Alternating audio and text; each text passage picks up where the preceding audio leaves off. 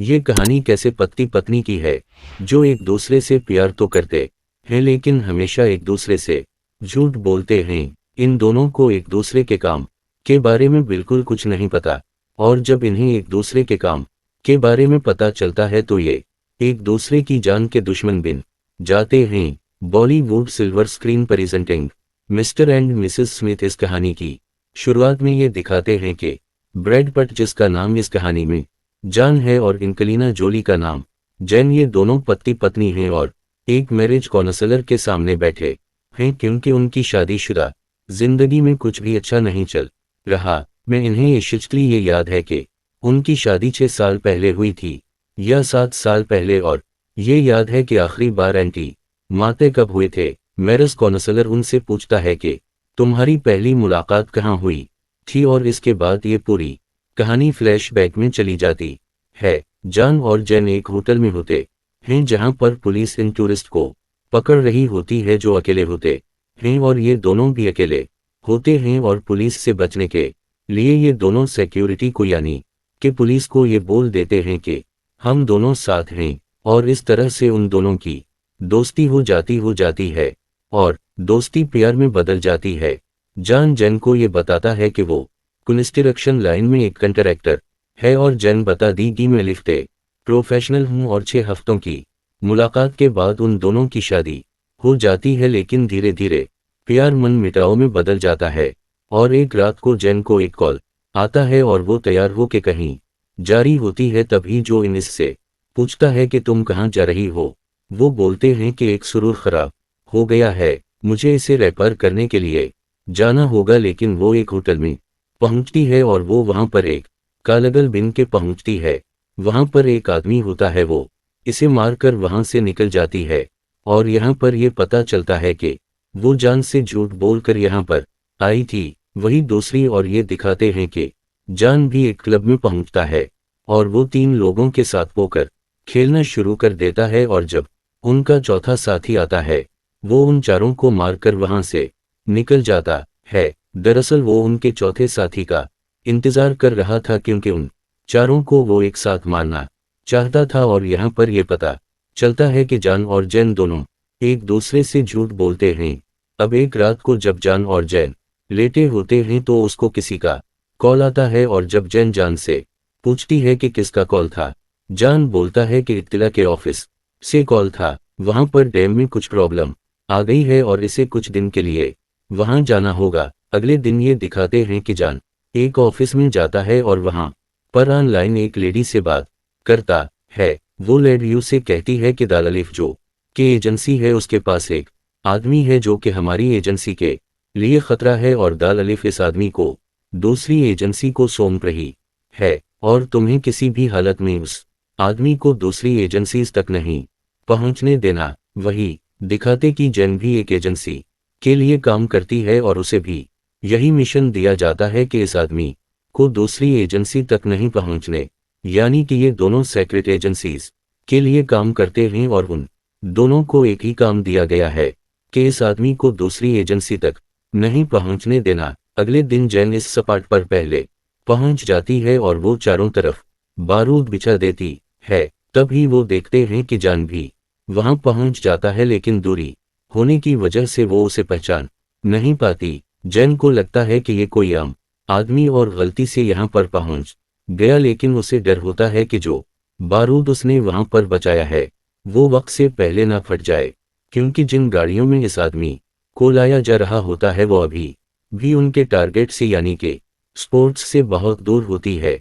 तभी जिन दूरबीन से देखते हैं कि वो आदमी अपनी गाड़ी से एक छोटी सी तोप निकालता है और वो इन गाड़ियों की तरफ चलाने वाला होता है। जेन समझ जाती है कि ये कोई आम आदमी नहीं बल्कि ये भी एजेंट है, लेकिन वो अभी भी जॉन को पहचान नहीं पाती क्योंकि वो दूर होता है, और जेन इस पे गोली चला देती है। गोली लगने से जॉन गिर जाता है, लेकिन उसे कुछ नहीं होता क्योंकि इसने बुलेट प्रूफ जैकेट पहनी होती है। अब जो तोप हो इन गाड़ियों की तरफ चलाने वाला होता है वो इस तरफ चलाता है जहां से गोलियां ही होती हैं, और जब वो इस तरफ तोप चलाता है तो एंजेलिना जोली यानी कि जेन का पूरा कैबिन उठ जाता है, और जो जेन ने वहां पर बारूद की सुरंगी बचाई होती है वो वक्त से पहले फट जाती है और दाल अलिफ अलिफ को पता चल जाता है कि यहाँ पर कुछ ना कुछ गड़बड़ है और वो इस आदमी को लेकर वहां से वापस निकल जाते हैं और इस वजह से उन दोनों का मिशन फेल हो जाता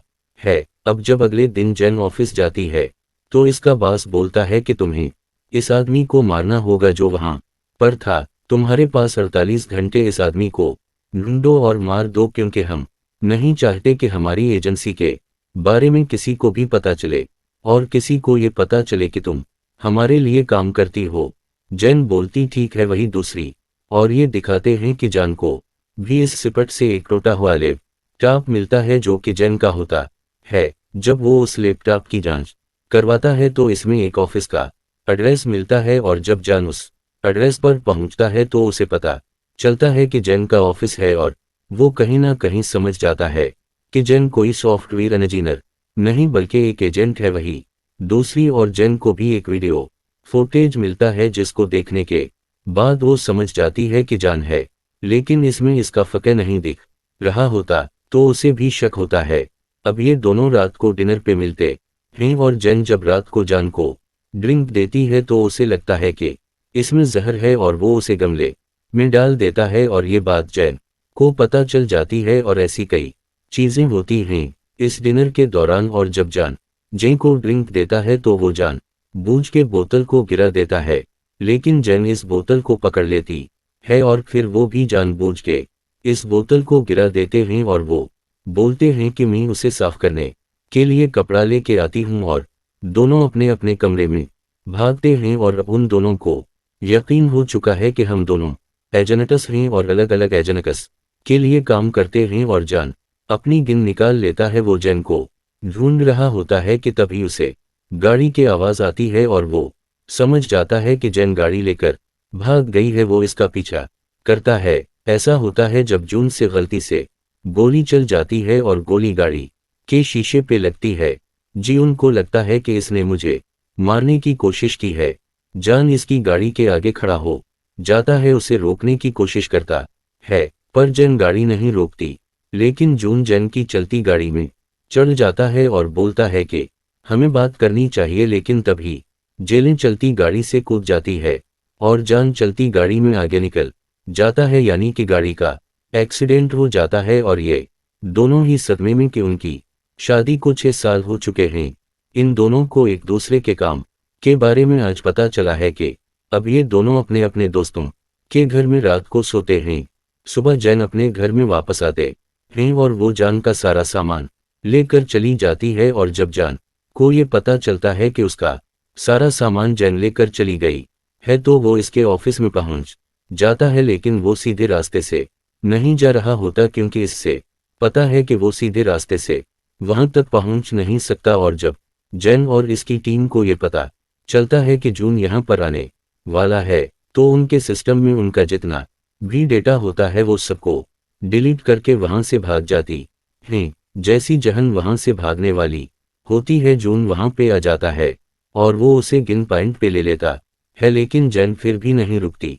वो रस्सी के थ्रू वहां से निकल जाती है। जान चाहता तो उसको मार सकता था लेकिन वो उसे नहीं मारता। और जब जैन बिल्डिंग के दूसरी तरफ पहुंच जाती है तो जान बोलता है कि तुम डरपोक हो, और उसके बाद वो दोनों वहां से निकल जाते हैं। जान को जैन के ऑफिस से जो डॉक्यूमेंट्स मिलते हैं उससे इससे पता चल जाता है कि जैन किस ऑर्गेनाइजेशन के लिए काम करती है और वो वहां पर पहुंच जाता है और जैन को पता चल जाता है। और जब जान लिफ्ट में होता है वो उसे बोलते हैं कि तुम शहर छोड़कर चले जाओ नहीं तो मैं लिफ्ट को उड़ा दूंगी। लिफ्ट बहुत ऊपर होती है।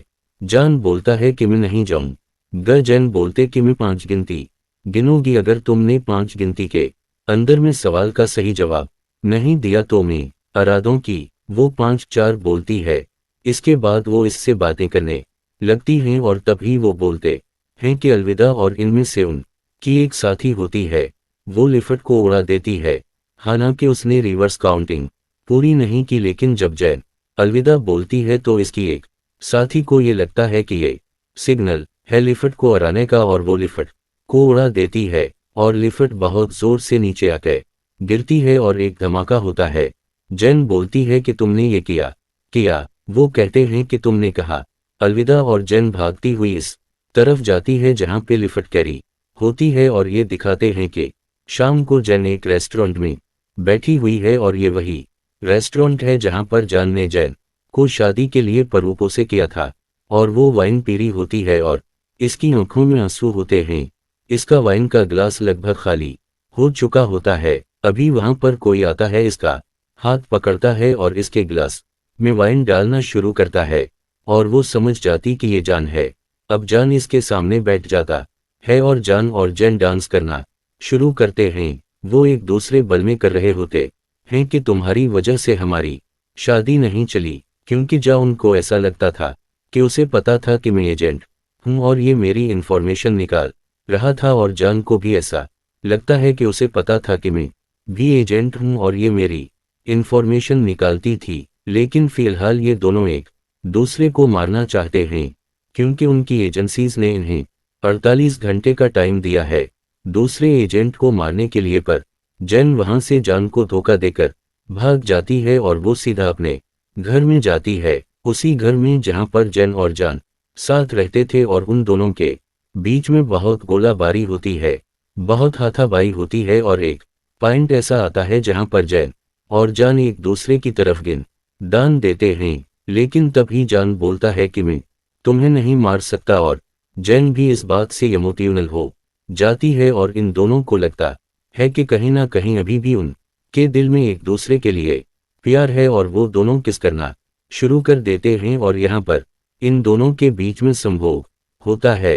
तभी उनका दरवाजा कोई कनवाक करता है और बाहर देखते कि पड़ोसी और पुलिस वाले होते हैं, क्योंकि उनके घर से बहुत आवाजें आ रही होती है और पड़ोसियों को लगता है कि उनके घर में जरूर लड़ाई झगड़ा चल रहा है और ऐसा हो भी रहा था। लेकिन जब वो दरवाजा खोलते हैं तो जान और जैन एक दूसरे के साथ होते और वो ये दिखाते कि हम दोनों कुछ कर रहे थे, यानी कि वो दोनों संभोग कर रहे थे और ये देखने के बाद पड़ोसी हंसते और वहां से निकल जाते हैं। जैन और जान दोनों एक साथ हैं, ये दोनों एक दूसरे से बातें कर ही रहे होते हैं कि तभी उनकी एजेंसीज वाले उन दोनों पे हमला कर देते हैं, क्योंकि वो इन्हें मारना चाहते हैं, क्योंकि ये उन एजेंस के लिए काम करते हैं जो एजेंसी से एक दूसरे के खिलाफ है।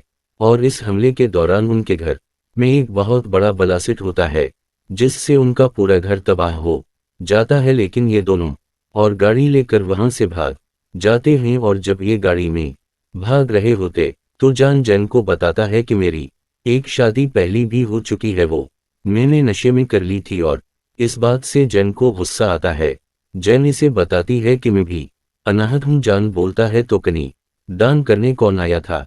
वो बोलते हैं कि वो एक किराए का एक्टर था और इसके बाद ये दोनों वहां से निकल जाते हैं और वहां से निकलने के बाद वो एक रेस्टोरेंट में पहुंचते हैं जहां पर अदी होता है और ये जान का बहुत पुराना दोस्त होता है और ये भी उसी एजेंसी में काम करता है जिसमें जून करता है। अदियों से बताते हैं कि अगर तुम दुरुस्त साथ रहोगे तो बच नहीं पाओगे, क्योंकि तुम उन एजेंसीज के लिए काम करते हो जो एक दूसरे की दुश्मन है और अगर तुम्हें बचना है तो तुम्हें इस आदमी को हासिल करना होगा जो तुम दोनों का लिस्ट मिशन था। और अब ये दोनों ये तय करते हैं कि वो इस आदमी को हासिल करेंगे। वो आदमी बिल्डिंग भी होता है और जैन और जान दोनों मिलकर इस आदमी को पकड़कर किडनैप कर अपने पास ले आते हैं। वो इस आदमी से पूछते हैं कि बताओ हमारी कंपनीज में क्यों मारना चाहती थी। पहले तो कुछ नहीं बताता, लेकिन जब वो उसे डराते हैं तो वो सब कुछ सच सच बता देता है।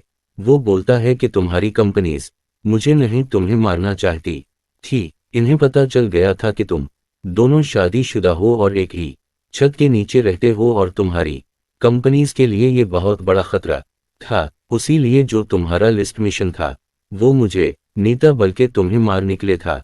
वो चाहते थे कि तुम दोनों एक दूसरे को मार दो। इसके बाद जान इसकी बैलेट चेक करता है और इसकी बैलेट में एक इलेक्ट्रॉनिक ट्रांसमीटर होता है, यानी कि इन एजेंसीज को आप पता है कि जैन और जान कहाँ।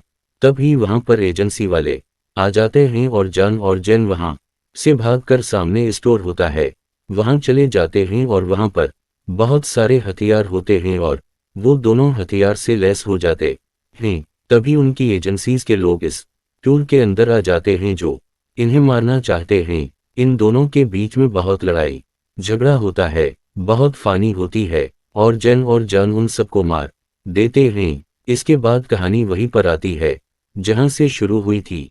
ये दोनों की दोनों मैरिज काउंसलर के सामने बैठे हुए हैं और उन दोनों ने एक दूसरे से जितने भी झूठ बोले थे वो उन दोनों ने एक दूसरे को बता दिए और उनकी जो शादीशुदा जिंदगी है वो अच्छी चल रही है।